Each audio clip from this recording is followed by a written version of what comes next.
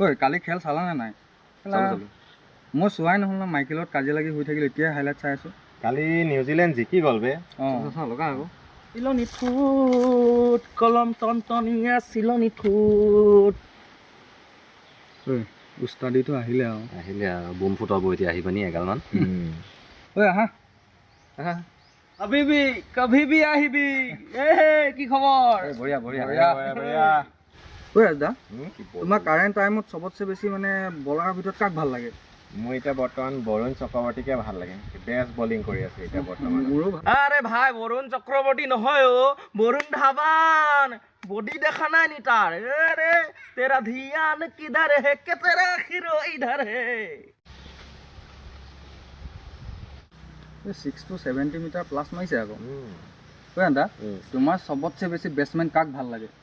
মোৰতো ৰোহিত শৰ্মাক বহুত ভাল লাগে, হ'লে এতিয়াও ভাল লাগে ৰোহিত শৰ্মাক, কিন্তু অকল অডিয়াতহে খেলি আছে দে।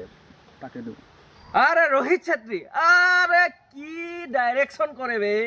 গোলমালখন চোৱা নাই নেকি? গাড়ী এনেকে উৰুৱাই আৰে ভাই। ঐ আমাৰ নৰ্থ ইষ্টৰ নাম কৰা খেলুৱৈটো কাক ভাল লাগে? ৰ'বা মোবাইলটো থৈছোঁ দেই। মোৰো ভাল লাগে মীৰাবাই চানুক।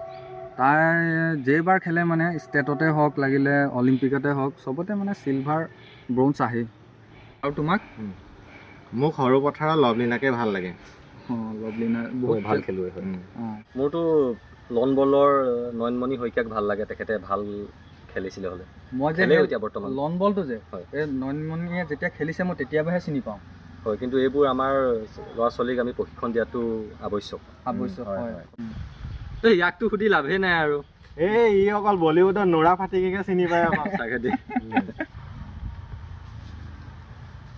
চা ভাই, নৰ্থ ইষ্টৰ মই প্ৰত্যেকগৰাকী খেলুৱৈকে বহুত সন্মান কৰোঁ আৰু চবকে চিনি পাওঁ।